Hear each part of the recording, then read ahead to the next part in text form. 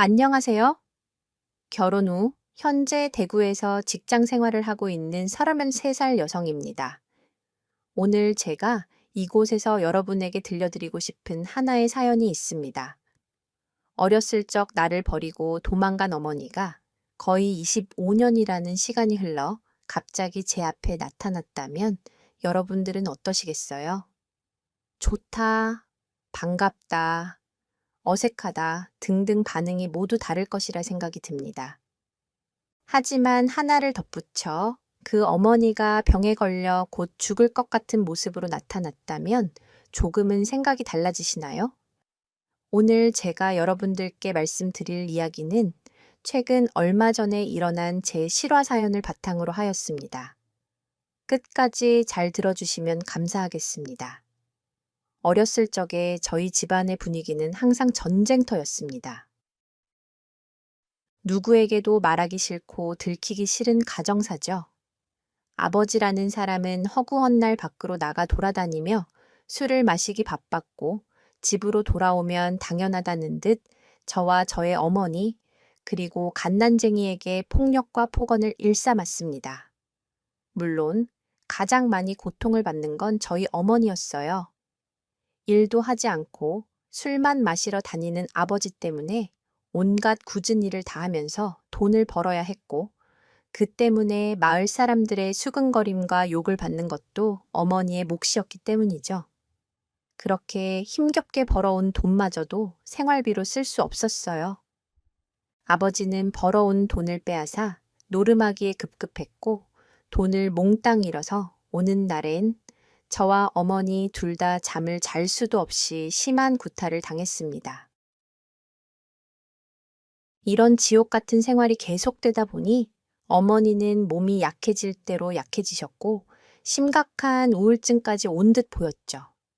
더 이상 아버지의 폭력과 폭언에도 방어를 하거나 맞대응하지도 않으시고 가만히 받아들이시는 것처럼 보였어요. 심지어는 제가 어머니를 때리는 아버지에게 매달려 하지 말라고 소리치는 와중에도 어머니는 아무 말씀 없이 어떠한 행동도 취하지 않으셨습니다. 폭풍이 한번 지나가고 아버지가 다시 술을 마시러 장터로 발걸음을 옮기자 어머니가 장롱에서 이것저것 꺼내 큰 가방에 챙기시고는 저와 갓난쟁이 동생을 등에 업고 짜장면 집으로 향하셨어요. 엄마, 갑자기 여긴 왜 온 거야? 그러다 아빠한테 들키면 어쩌려고 또 우리 때리면 어떡해? 나 무서워. 엄마, 우리 그냥 집으로 가자. 괜찮아. 신아야 아빠는 우리 여기에 있는 거 몰라. 너 평소에도 짜장면 계속 먹고 싶어 했잖아. 오늘은 엄마가 사줄 테니까. 얼른 먹어. 우리 돈도 없는데 이렇게 비싼 거 먹어도 돼. 아빠가 돈 다 가지고 나갔잖아. 엄마가 아빠 몰래 돈 조금씩 모아둔 거 있어서 괜찮아. 우리 신아 천천히 맛있게 먹어. 그런데 왜 한 그릇만 시켰어? 엄마는 안 먹을 거야? 응. 엄마는 화장실이 너무 가고 싶어서 우리 신아 여기서 짜장면 맛있게 먹고 있어. 엄마는 동생 데리고 화장실에 좀 다녀올게. 응? 알겠어? 엄마 대신 빨리 와야 해. 엄마는 그렇게 동생을 등에 업고 화장실을 다녀온다고 나가셔서는 그대로 돌아오지 않으셨습니다. 짜장면을 다 먹고 몇 시간이 지나도록 엄마는 돌아오지 않았고 전 울면서 엄마를 찾아다녔죠. 하루, 이틀, 3일, 일주일, 매일매일 그 짜장면 집가게로 가서 엄마가 언제 돌아올까 싶어. 학교도 가지 않고 그 가게 앞에서 저녁이 다 되도록 엄마만 기다렸던 기억이 나요. 그러다 아버지가 저를 발견하는 날이면 집에 가서 죽도록 얻어맞았죠. 도망간 엄마를 향한 분노와 화풀이를 이젠 전부 저한테 다 풀어버리더군요. 전 그때 고작 11살이었는데. 엄마의 품이 너무나 필요했을. 당시 제 옆엔 아무도 없었고 공포의 대상인 아버지와 함께 집 안에 있는 것이 두려워. 학교가 끝나면 저녁이 다 될 때까지 혼자 마을 주변을 돌아다니기도 하고 엄마가 날 버리고 도망갔던 그 짜장면 집 가게 앞에서 쪼그려 앉아 울곤 했어요. 얘야, 너 들어와서 짜장면 한 그릇 먹어라. 하지만 전 돈이 하나도 없어요. 아저씨 돈은 됐다? 이야기 들어보니? 네. 사정이 너무 딱하더구나. 어서 들어와라. 짜장면 집 주인 아저씨는 엄마가 저를 버리고 가던 그날도 그 자리에서 모든 걸 지켜보고 계셨었고, 주변 사람들에게 제 가정사에 대한 소문을 들으셨던 모양이에요. 어린 저를 안쓰럽게 생각해 주셔서 공짜로 짜장면을 먹을 수 있었습니다. 밥을 항상 잘 못 챙겨 먹고 다녔던 저는 아저씨가 주신 짜장면을 개눈 감추듯 먹어치웠고, 그걸 본 아저씨가 저를 쓰다듬으며 이렇게 말씀하시더군요. 앞으로 배고플 때 여기로 와라. 공짜로 주마 학교에서 다른 아이들한테는 말하지 말고 정말요. 저 공짜로 짜장면 주시는 거예요. 그래. 그리고 아버지가 또 때리면 나한테 와라. 내가 한마디 해줄 테니. 감사합니다. 아저씨 처음으로 다른 사람에게 받아보는 호의였어요. 아저씨는 정말로 제가 배고플 때 오면 싫은 티나 귀찮은 티 한 번 내지 않으시고 짜장면을 주셨고 가끔은 볶음밥이나 탕수육도 주시면서 제대로 된 식사를 챙겨주시곤 하셨습니다. 그런 아저씨께 전 너무너무 감사해서 뭐라도 드리고 싶은 마음이 생겼어요. 하지만 돈은 없고 해줄 수 있는 게 없어서 직접 손편지를 썼습니다. 그림도, 그리고 예쁘게 편지를 장식한 뒤 집을 나서려는데 아버지께서 처음 보는 여성 한 분을 집에 데려오셨더라고요. 야, 인사해. 이제부터. 네. 엄마다 예의 바르게 행동해. 알겠어? 안녕하세요. 김신아라고 합니다. 그래. 난 너한테 아무것도 신경 못 써줘. 너랑 사려고 온 게 아니라. 네. 아빠랑 사려고 온 거니까 나한테 엄마 노릇은 바라지 말고. 알겠지? 네. 그렇게 인사를 하고 집을 나서려는데 술에 조금 취한 듯한 아버지는 갑자기 제 손에 있는 편지를 낚아챘습니다. 그리고는 읽어보더니 제 어깨를 밀치며 폭언을 쏟아냈죠.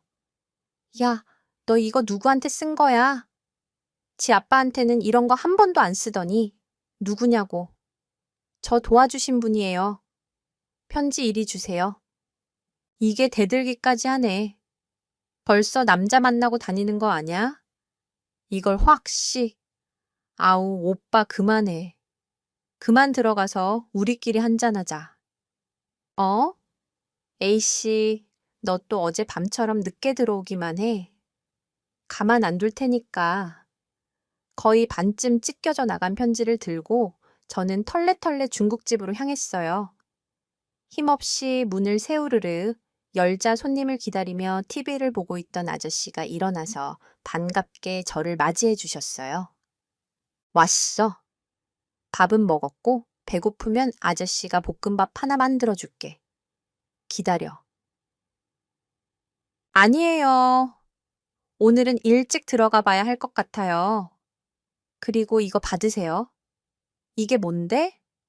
돈이 없어서 선물은 못 사드리지만 너무 감사해서 제가 편지 하나 써봤어요.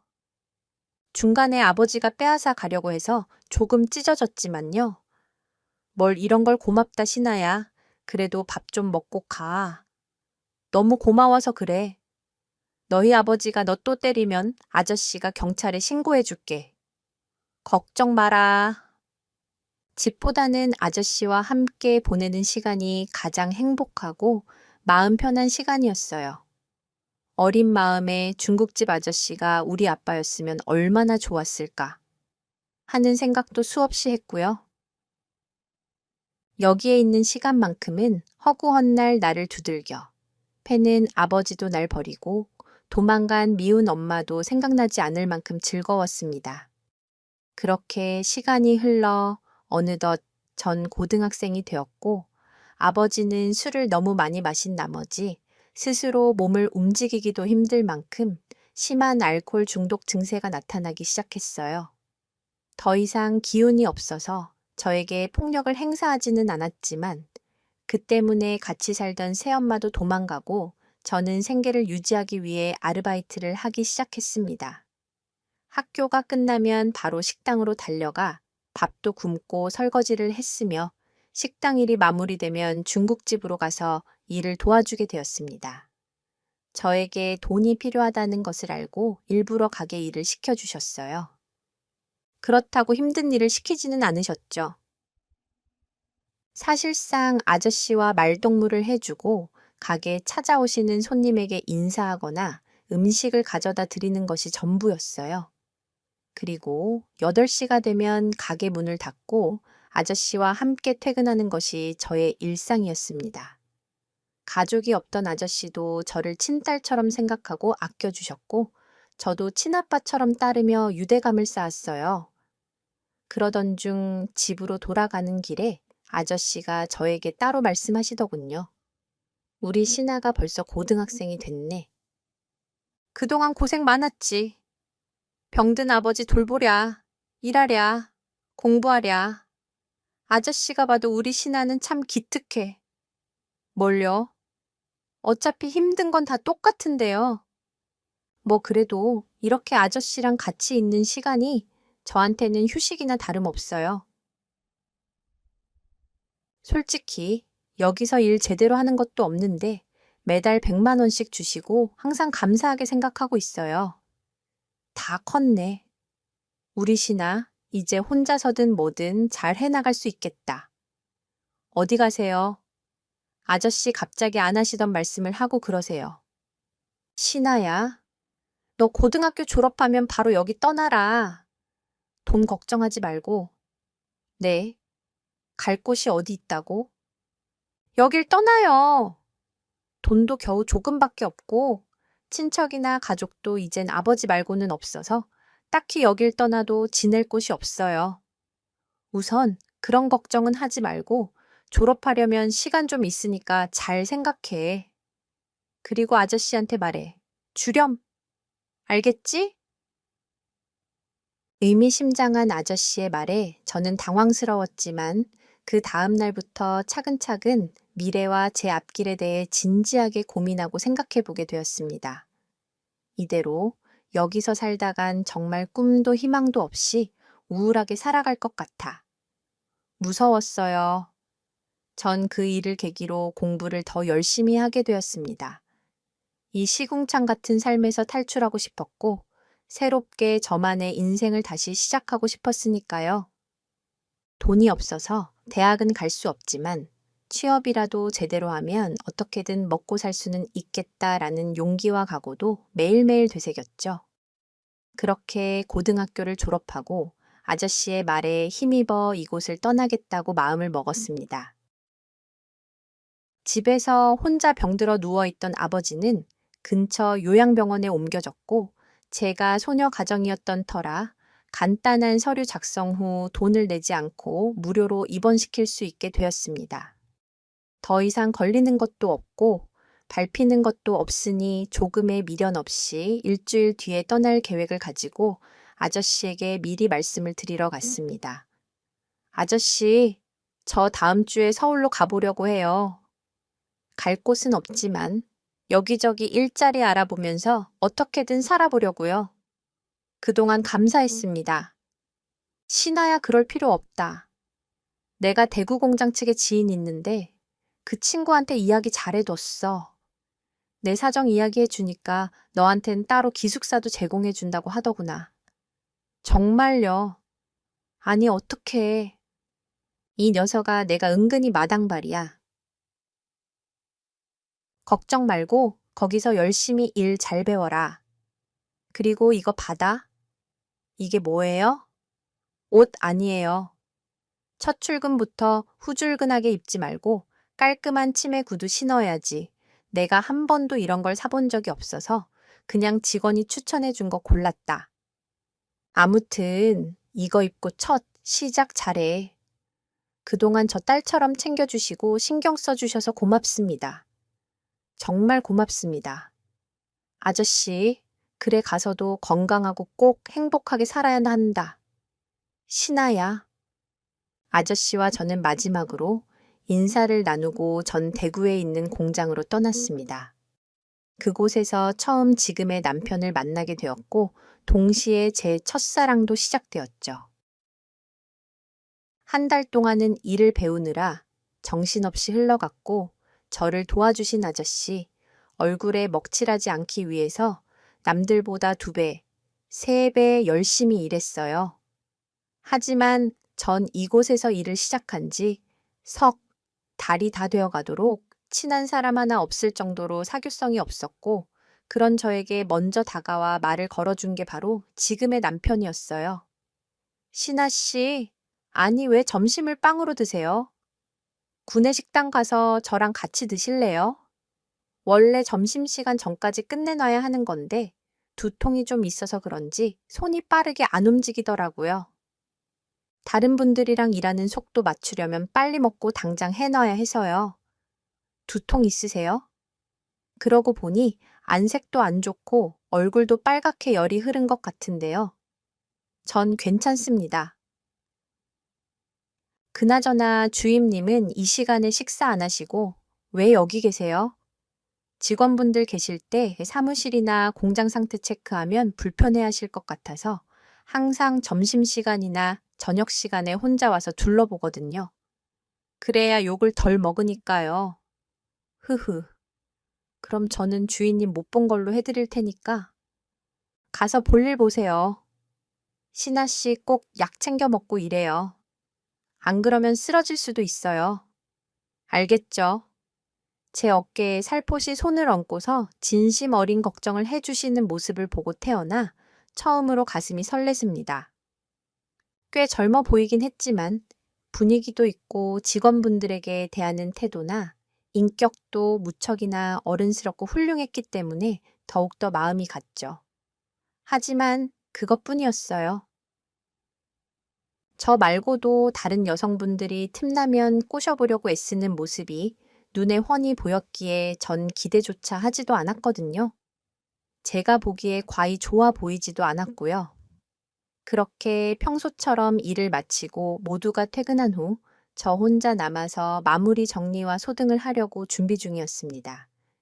김신아 씨가 만날 마무리 정리 혼자 다 합니까? 깜짝이야. 어? 주인님, 아직도 퇴근 안 하셨어요. 원래 이런 건 들어온 지 얼마 안 된 막내가 하는 게 규칙이라고 하셔서요. 나이도 제가 제일 어리기도 하고요. 혼자 소동하고 나서 문단속하려면 무섭지 않아요. 더구나 기숙사까지 5분이나 걸어야 하는데 괜찮습니다. 늘 하던 일인데요. 뭐? 그런데 여기에 볼 일이 있어서 오신 거 아니에요? 네. 김신아 씨하고 할 말이 있어서요.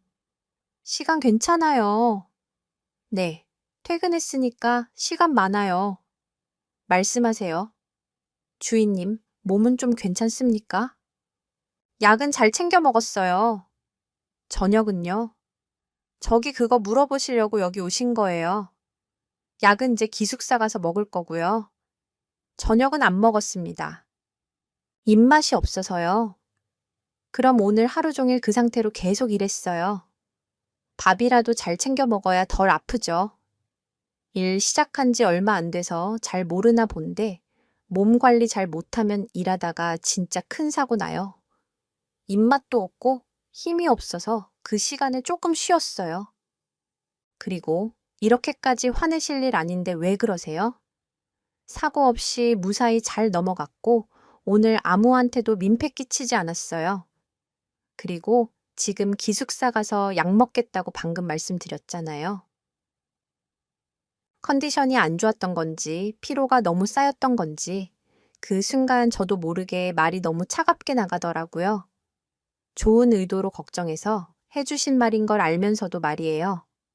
순간 당황한 듯한 주인님의 표정을 보고 아차 싶더군요. 눈치를 살피면서 얼른 이 상황을 마무리 짓고 싶은 생각뿐이었어요. 걱정해 주신 건데 과했던 것 죄송합니다. 몸이 좀 안 좋아서 그랬나 봐요. 사고 나지 않게 컨디션 조절 잘하겠습니다. 그럼 저 먼저 가볼게요. 그날 밤 이후로 주인님을 만나기가 평소보다 어려웠어요. 물론 제가 잘못해서 일어난 일이니까 제대로 사과하고 다시 잘 지내면 지낼 수 있었겠지만 그 당시에는 딱히 그래야 할 이유와 필요성을 느끼지 못했어요. 물론 제 첫사랑이긴 하지만 그분하고 딱히 무언가를 하고 싶다는 생각은 하지 않았거든요. 제 마음을 밝히거나 알아줬으면 하는 마음은 더더욱 없었고요. 그냥 이대로 조금씩 멀어지면서 내 마음도 식어지겠지라는 생각으로 별다른 대응 없이 평소처럼 일만 했습니다. 처음 하루 이틀은 불편하더니 일주일 정도 지나니까 별로 신경 쓰이지도 않더군요. 김신아 씨, 잠시 조 부장님이 부르시네요. 사무실로 가봐요. 저를요? 갑자기 무슨 일이시지? 일주일 동안 서로 말없이 지냈던 주임님이 굳은 표정으로 저에게 처음 건넨 말이었어요. 저는 바로 주임님과 함께 부장님 사무실로 찾아갔습니다. 개인적 면담이기 때문에 주임님은 밖에서 기다리고 있었고요. 부장님 저를 찾으셨다고 하셔서요. 무슨 일이 있나요? 놀라지 말고 들어요. 방금 전화를 한 통 받았는데 내 친구 경덕이가 오늘 오후 2시에 숨을 거뒀다고 하는군요. 경덕이라면 설마 아저씨를 말씀하시는 건가요? 그래, 일주일 전까지만 해도 밝은 목소리로 김신아 씨 잘 지내고 있냐고 물었었는데 이렇게 갑자기 가게 될 줄은 몰랐네요. 녀석 가족이 없는 건 알고 있죠? 내가 사장님께 잘 말씀드릴 테니까 지금 바로 장례식장으로 가요. 나도 일 마무리되는 대로 정리하고 갈 테니까요. 충격적인 소식에 저는 말을 잃었고 저도 모르게 눈물이 흘러나왔습니다.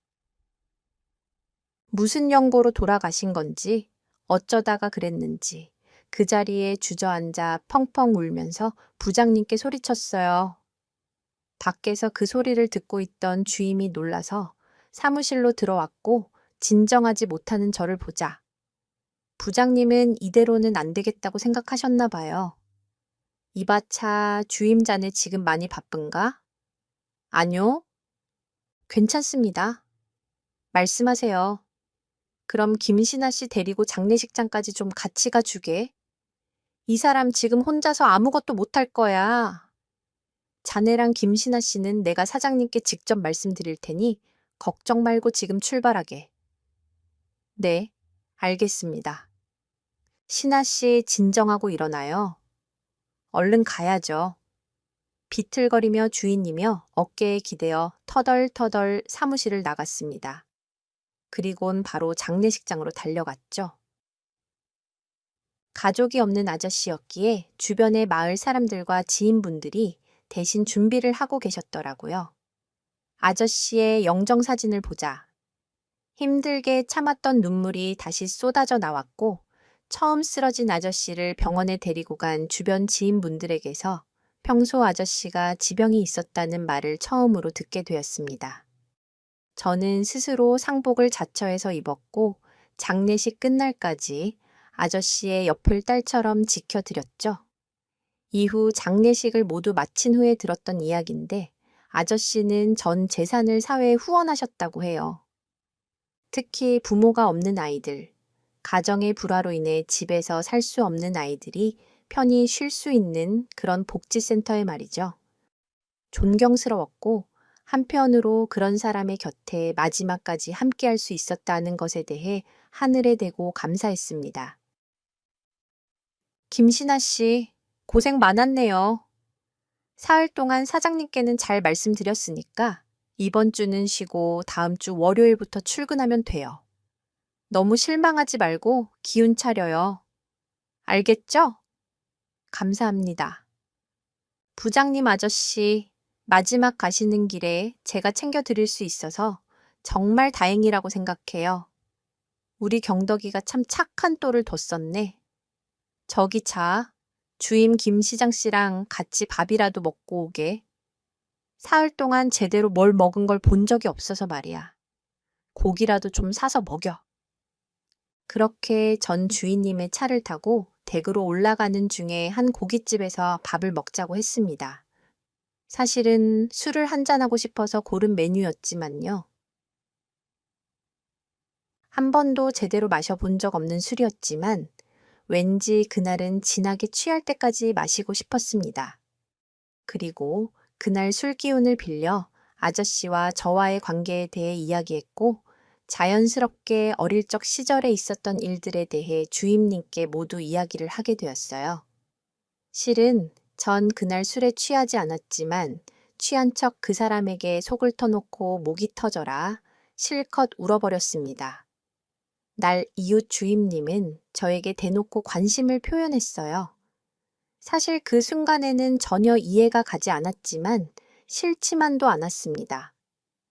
숨기고 싶은 제 과거를 듣고 나서도 나를 좋아해주는 사람이라고 생각하니까 저도 한순간에 그 사람을 깊이 사랑하게 되었거든요. 7살이라는 나이 차이를 극복하고 저희 둘은 곧 인연으로 발전했습니다. 물론 시작은 비밀 연애였지만 2달 만에 모두 들키고 말았어요. 그 후로 저는 거짓말처럼 모두와 잘 지낼 수 있게 되었고 질투와 부러움을 한 몸에 받는 신데렐라가 되었답니다. 행복한 연애? 3년 후 우리는 결혼을 하게 되었어요. 결혼을 하자. 남편은 저를 더 공주처럼 모시면서 살았어요.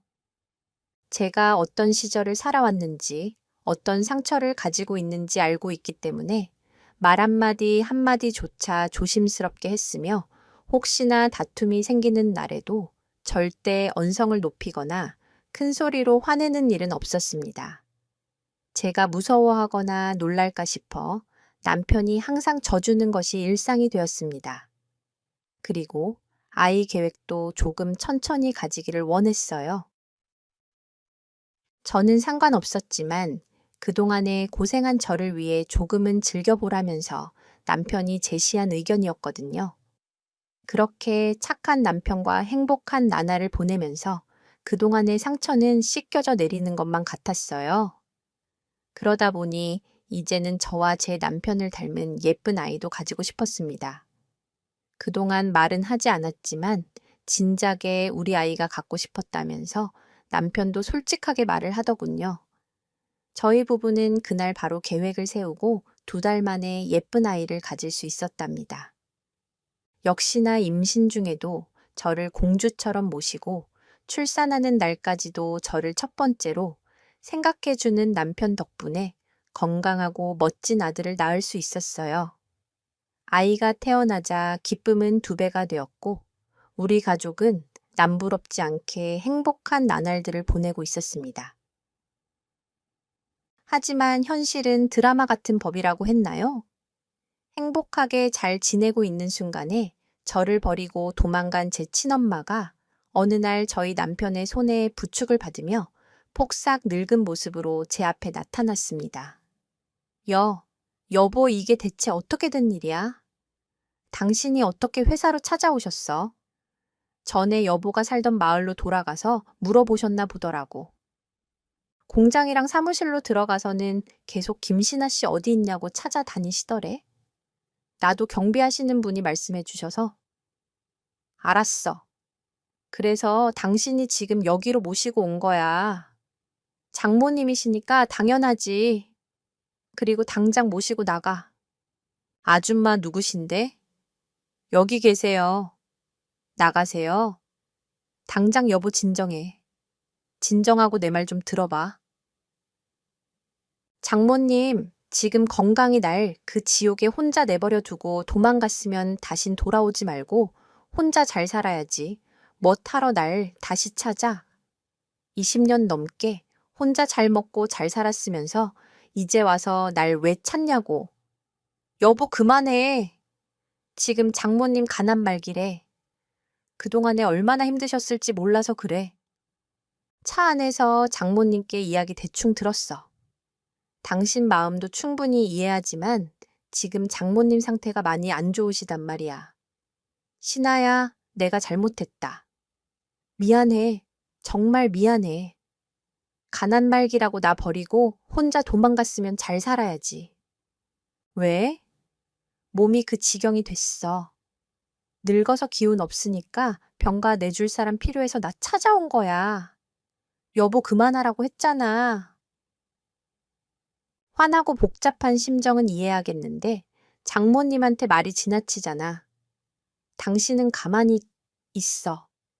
지금 제일 괴롭고 힘든 사람은 저 사람이 아니라 바로 나야. 당신이 왜 저 사람을 여기로 데리고 왔는지는 모르겠지만 난 지금도 이 집에 발 들여놓게 하고 싶지 않으니까 얼른 모시고 나가. 거의 25년 만에 나타난 친엄마의 모습은 정말 처참한 몰골이었고 그렇게 보고 싶고 그리웠던 엄마였는데 막상 얼굴을 보니 어떻게 해야 할지 모르겠더라고요.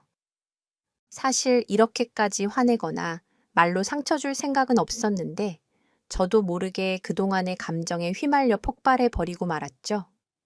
친엄마와 남편에게 한바탕 쏟아내고 아이가 자고 있는 안방에 혼자 들어가 숨죽이면서 1시간은 울었던 것 같아요.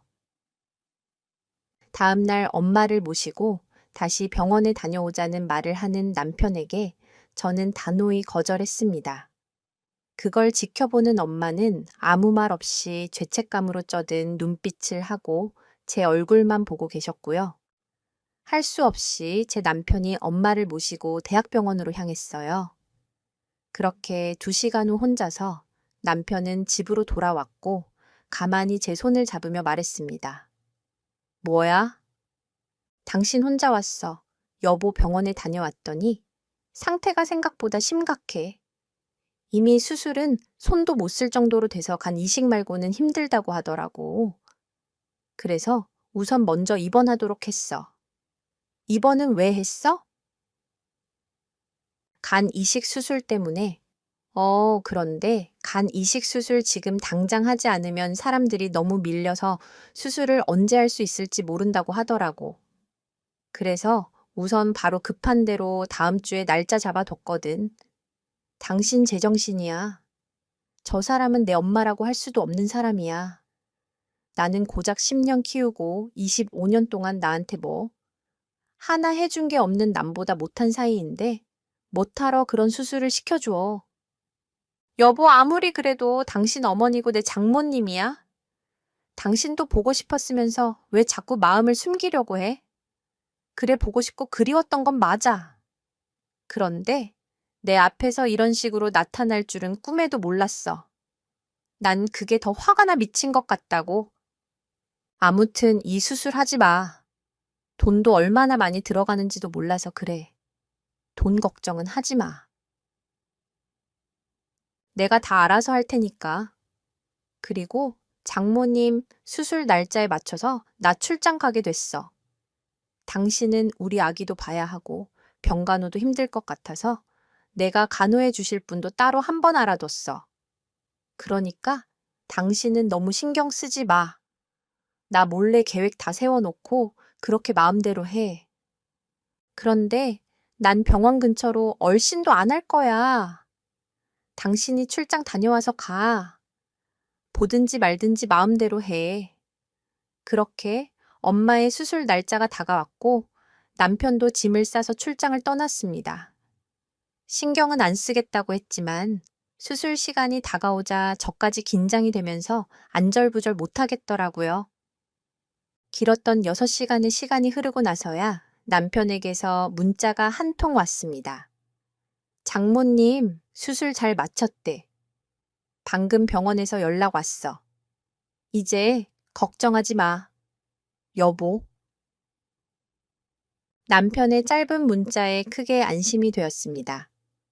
병원 근처에는 얼씬도 하지 않겠다고 남편에게 뿌리를 박았지만 저는 얼른 짐을 챙겨 들고 병원으로 향했어요. 남편에게 병실을 물어보려 전화를 했지만 받지 않더라고요. 일 때문에 못 받나 보다 싶어서 병원 간호사에게 엄마의 이름과 수술 시간을 말하고 병실을 찾아낼 수 있었습니다. 그리고 전 그날 정말 평생 잊지 못할 엄청난 경험을 했죠. 병실의 문을 열고 들어가니 엄마는 잠들어 있었고 그 옆 침대에 고개를 돌린 채 환자복을 입고 누워있는 제 남편을 보게 되었죠. 여보, 당신이야 뭐야? 당신 여긴 어떻게, 당신이 왜 환자복을 입고서 여기 누워있어? 출장 간다던 사람이 왜 여기 누워있어?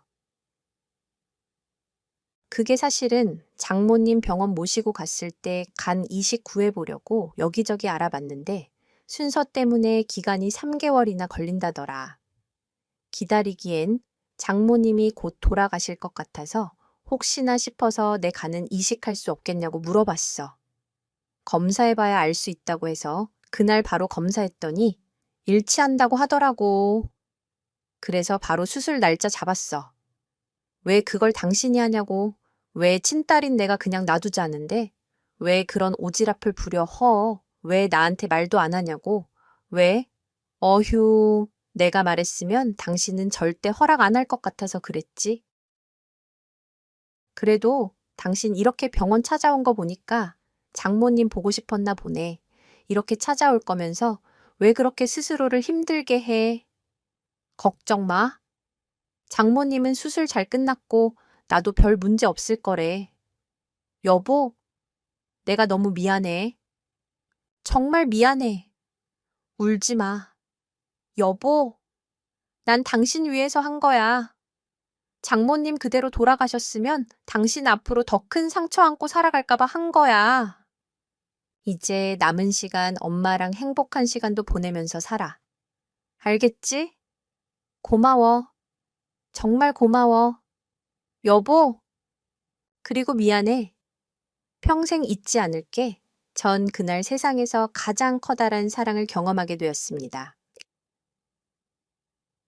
남편의 헌신적인 사랑이 삐딱했던 제 마음을 단숨에 돌렸고, 간 이식을 해준 남편을 위해서라도 친엄마와 함께 즐거운 시간을 보내야만 했어요. 건강을 되찾으신 후 퇴원한 친엄마를 집으로 모시고 돌아왔죠. 직접 제 손으로 밥상을 차려드리자 하염없이 눈물만 쏟으시더라고요. 그리고는 정말 미안하다며 제 손을 잡고 펑펑 우셨어요. 저도 그런 엄마를 품에 안고 한참을 울었고요. 그날 이후 엄마와 전 완전히 가까워졌습니다. 같이 산책도 다니고 시장도 보러 다니면서 모녀끼리 그동안 해보지 못한 것들을 실컷 했어요. 그러면서 저희 부부에게 엄마가 그 시절 저를 버리고 난 후 홀로 떠나 어떻게 살아왔는지 직접 듣게 되었습니다. 저 역시도 엄마를 만나자마자 물어보고 싶었지만 선뜻 물어보지를 못했거든요. 조심스럽게 이야기를 꺼낸 어머니의 사정은 너무나 잔혹했습니다. 그 당시 엄마는 어린아이가 함께 있었기 때문에 웬만한 일자리는 전부 하루도 못 돼. 쫓겨나거나 돈벌이가 되는 일들은 거의 구할 수 없었다고 해요. 그러다 운 좋게 한 국밥집에서 먹고 자는 대가로 설거지와 서빙을 하며 생계를 이어나가게 되었다고 하시더라고요. 얼굴도 기억나지 않은 제 동생은 지금 하늘나라에 있다고 말해 주었습니다.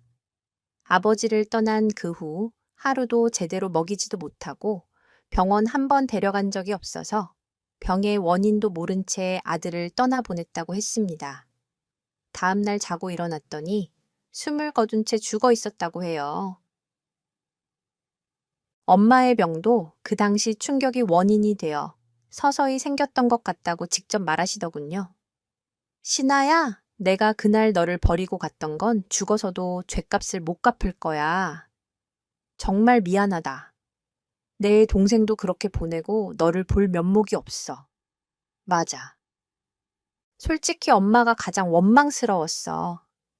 나도 데려가지. 왜 혼자서 나를 이곳에 남겨두고 갔을까? 생각만 해도 눈물이 나왔었어. 그래도 조금씩 커가면서 엄마가 행복하게 살고 있으면 그걸로 됐다라는 생각뿐이었는데 내 앞에 처음 나타났을 때 병에 걸려 곧 죽을 거라고 하니까 그게 제일 마음 아팠던 것 같아요. 그래서 말이 좀 심하게 나갔고 죄송해요. 내 동생이 죽은 건 유감이지만 엄마라도 이렇게 살아서 내 옆에 있으니 그걸로 됐어요. 아니다. 내가 너라도 그렇게 말했을 거야. 우리 딸 부모 잘못 만나서 고생 많이 했지? 그래도 저렇게 너를 사랑해주는 사람 만나서 잘 살고 있는 거 봤으니 당장 죽어도 여한이 없어. 잘 커줘서 정말 고맙다. 엄마도 참 사위가 목숨 걸고 엄마 살려줬는데 오래오래 살아야지. 건강 관리도 잘하고 앞으로 사위 말고 아들처럼 대해줘. 엄마 살려준 은인이니까. 그래, 고맙다. 정말 고마워. 우리 사위한테도 고맙고 내가 죽어서도 이응에 잊지 않을게. 그럼 저 봐서라도 장모님 건강하게 오래오래 사셔야 해요. 제 아내한테도 이제 겨우겨우 엄마가 생겼는데 두 분이서 모녀끼리 하고 싶었던 거 실컷 하셔야 하지 않겠어요? 정말 고마워. 여보, 당신 만나서 나 너무 행복해. 다시 엄마도 만나게 됐고 사랑해요. 나도 사랑해. 여보, 앞으로 마음 편하게 가지면서 즐겁고 행복하게 살아. 그게 내 꿈이야. 이렇게 저희 가족은 지금도 함께 살면서 행복한 시간을 보내고 있습니다. 사실 전 그날 병원에서 남편을 보지 못했더라면 내가 이렇게 큰 사랑을 받으면서 살고 있었다는 것을 인식하지 못했을 거예요. 아직도 그 순간을 생각하면 눈시울이 붉어집니다. 물론 저희 엄마도 마찬가지고요. 자신보다 남을 먼저 생각하고 헌신할 줄 아는 너무나도 사랑스러운 제 남편, 이 글을 쓰는 계기로 다시 한번 마음을 전하고 싶습니다. 내 목숨을 줘도 아깝지 않고 수없이 다시 태어난다고 해도 영원히 당신의 아내이고 싶어요. 진심으로 고맙고 사랑해요. 우리 남편. 그리고 마지막으로 어린 시절 정말로 죽고 싶을 만큼 힘들었던 시절에 부모님 대신이 되어주시고 큰 힘이 되어주셨던 중국집 경덕이 아저씨 지금은 볼 수 없게 되었지만 항상 잊지 않고 감사하는 마음으로 행복하게 살아가고 있어요. 이 사연을 통해서 다시 한번 감사의 마음을 표합니다. 지금껏 쑥스러워서 한 번도 이런 말씀을 드린 적이 없었지만 정말로 사랑합니다. 아저씨, 지금까지 제 사연을 들어주셔서 감사드립니다.